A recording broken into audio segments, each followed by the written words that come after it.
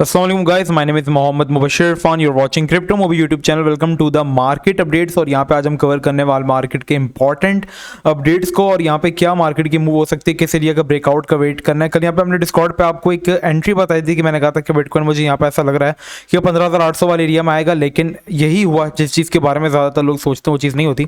और यहाँ पे इसने हमारी जो एक तो मैंने आपको एंट्री यही कही थी कल की वीडियो के अंदर, आप जाके देखो तो एंट्री लेवल मैंने यही कहा था कि 16,200 से लेकर 15,800 के बीच में आप एंट्री ले लेना, ठीक है, क्योंकि हमारे पास इंपॉर्टेंट सपोर्ट जोन है। लेकिन according to the trend line अगर हम फॉलो करें तो ये एक हमारे पास सिमेट्रिकल ट्राइंगल बन रहा था। अगर आप इसको गौर से देखोगे तो यस, ये एक बेरिश पेनेंट भी लग रहा था हमें हमारे पास, ठीक है।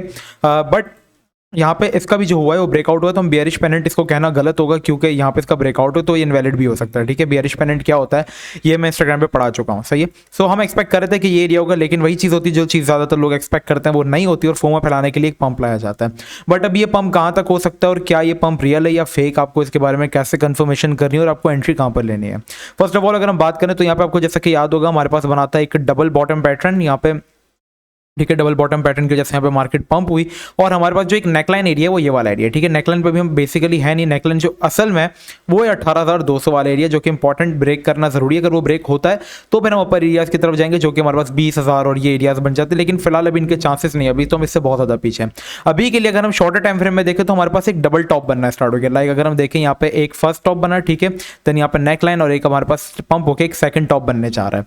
तो हमारे पास जो एक इंपॉर्टेंट रेजिस्टेंस जोन है वो ये पूरा जो मैंने बॉक्स बनाया ना, ये बॉक्स हमारे पास एक इंपॉर्टेंट रेजिस्टेंस जोन है। क्यों? क्योंकि यहाँ पे हमारे पास एक तो फर्स्ट ऑफ ऑल इस एरिया की पूरी एक तो रेजिस्टेंस है, ट्रेंड लाइन को तो ब्रेकआउट कर दिया है इसने, ठीक है। इस एरिया की रेजिस्टेंस है, ऊपर से ये जो एरिया है जहाँ पे हमारे पास एक लिक्विडिटी जो होती है वो फिल होती है, मतलब जहाँ पे लोगों को फोमो करके एकदम से डंप कर दिया जाता है, जितने लॉन्गर्स होते हैं उनको लिक्विडेट कर दिया जाता है। तो ये हमारे पास एक लिक्विडिटी एरिया पूरा है, ठीक है। और यहाँ पे पूरा देखो रेजिस्टेंस जोन है। अगर हम इस बॉक्स को आगे तक ले जाए पूरा, तो आप देख रहे होगे कि इस पूरे एरिया में कितने रेजिस्टेंस है। तो फिलहाल हमें यहाँ पे क्या करना है, फर्स्ट ऑफ ऑल अभी आपको यहाँ पे खोलना है 4 आवर्स का चार्ट, ठीक है। 4 आवर्स का चार्ट हमने यहाँ पे ओपन किया और यहाँ पे हमें वेट करना है कि कब इस एरिया का हमारे पास ब्रेकआउट होता है, ठीक है। ब्रेकआउट से मुराद यहाँ पे हमारे पास जो एंट्री होगी, जैसे इस एरिया के ऊपर गई, क्लोजिंग हुई, दूसरी कैंडल हमारी जो एरिया बन जाता है वो $17,150, मतलब $17,150 वाला एरिया असल में पूरे तरीके से कंफर्मेशन हमें दे देगा। ब्रेकआउट हो, ब्रेकआउट के बाद क्लोजिंग होने के बाद जो दूसरी कैंडल हो वो यहाँ से रिटेस्ट करे और फिर ऊपर जाना शुरू करें हल्का हल्का, तो आपने एंट्री लेनी है। आपको जो पहला टारगेट हो वो 17,400, लास्ट टारगेट आपको 18,200 यहाँ पे। क्यों? क्योंकि नेकलाइन और एक इंपॉर्टेंट हमारे पास रेजिस्टेंस है। अगर आप ऑनवर्ड अगर आप दूसरी एंट्रीज लेना चाहते हैं तो आप वेट करेंगे कि कभी हमारे पास ये एरिया फ्लिप हो। जैसे ही ये एरिया हमारे पास फ्लिप होगा हम दूसरी एंट्रीज लेंगे, लेकिन फॉर नाउ अभी हम शॉर्टर टाइम फ्रेम की बात करें तो ये एरिया इंपॉर्टेंट है, वरना यहाँ तक मार्केट गिर सकती है क्योंकि अभी हम एक इंपॉर्टेंट जोन के अंदर फंसे हैं, कोई अभी हमारे पास एक अच्छा एरिया नहीं है, ठीक है। मार्केट एक रेजिस्टेंस जोन में, तो अभी एंट्री लेना बेवकूफ़ी है। या तो ब्रेकआउट का वेट करो या तो मार्केट का वापस वेट करो कि कब हम लोग वापस से 16,000 वाले एरिया के अंदर आते हैं, 16,200 से 15,800। अगर उस बीच आपको एंट्री मिलती है, जैसे यहाँ से हम रिजेक्शन लेते हैं, ठीक है, एक फोमो लाने के लिए एक फेकआउट किया, फेकआउट करके वापस मार्केट को नीचे ला सकते हैं, ठीक है, ये होगा। तभी मैं कह रहा हूँ फेकआउट के बाद आपने क्या करना है, ब्रेकआउट का वेट करना है। मतलब ब्रेकआउट हो, फेकआउट में ना फंसना। फेकआउट क्या होता है, मतलब ऊपर जाएगी और दूसरी कैंडल नीचे क्लोज कर देंगे, लोगों को ये होगा चलो ग्रीड फैल गया, ये हो गया, ब्रेकआउट हो गया, लेकिन होगा नहीं। ब्रेकआउट वो होता है कि एक कैंडल ऊपर क्लोज हो गई, फिर वो कैंडल क्लोज हुई, दूसरी कैंडल जो खुल रही है वो यहाँ पे सपोर्ट का टेस्ट करे, मतलब जो रेजिस्टेंस है वो सपोर्ट और वहां से हल्का हल्का बाउंस लेना स्टार्ट करे। जब वो बाउंस लेना स्टार्ट करे, अब नीचे वॉल्यूम देखो, आप एंट्री लो और आपके ऊपर के टारगेट्स होने चाहिए और हर एंट्री के साथ आपका स्टॉप लॉस होना जरूरी है। फेकआउट क्या होता है, कैंडल ऊपर गई लेकिन दूसरी कैंडल फॉरन से नीचे आ गई, तो फेकआउट करने के लिए वापस से इस एरिया की तरफ लाके यहाँ तक लाके और फिर वहां से ऊपर की तरफ ले जाए। सो अभी मैंने लास्ट वीडियो के अंदर भी ये कहा था, अब जो एरिया हमारे पास ये वाला वर्क करेगा ना, ये 16,800 15,800 वाला है, 16,200 से लेकर 15,800 वाले, बिल्कुल हमारे पास इस रेजिस्टेंस की तरह वर्क करेगा कि जिस तरह बिटकॉइन 18,800 से पंप होता था, 19,500 से मैक्सिमम जब जाता था और वहां से मार्केट डंप कर दी थी। फिर ये होता था कि अब यहाँ पे ये होगा कि इस एरिया से पंप होगा और कंसोलिडेशन हम एक हैवी देख सकते हैं। सो एंट्रीज मैंने आपको बीटीसी के अंदर बताई, आपने किस तरीके से लेनी है।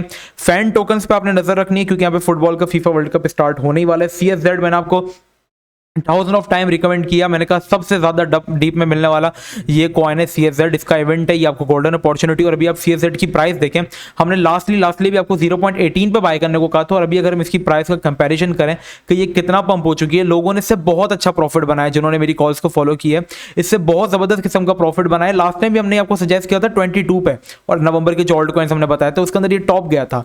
थेटा जो मैंने आपको जितने कॉइन्स बताए थे वो कोई भी इनमें से डंप नहीं हुआ है नवंबर के।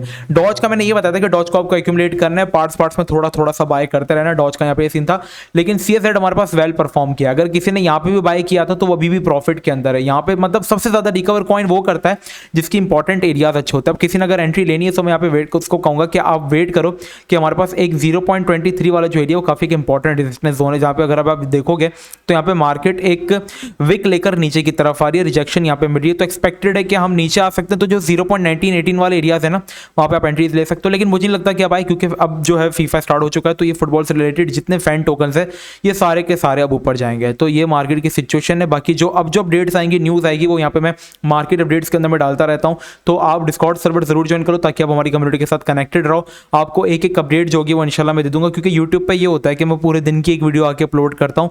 बाकी डिस्कॉर्ड पे जो शॉर्टर न्यूज़ आती हैं छोटी मोटी, वो सारी मैं डिस्कॉर्ड पे आपको अपडेट जो है वो करता रहता हूँ। ठीक है, बाकी अपना बहुत ही ज़्यादा ख्याल रखिएगा। मिलते हैं नेक्स्ट वीडियो में। अस्सलाम वालेकुम व रहमतुल्लाह।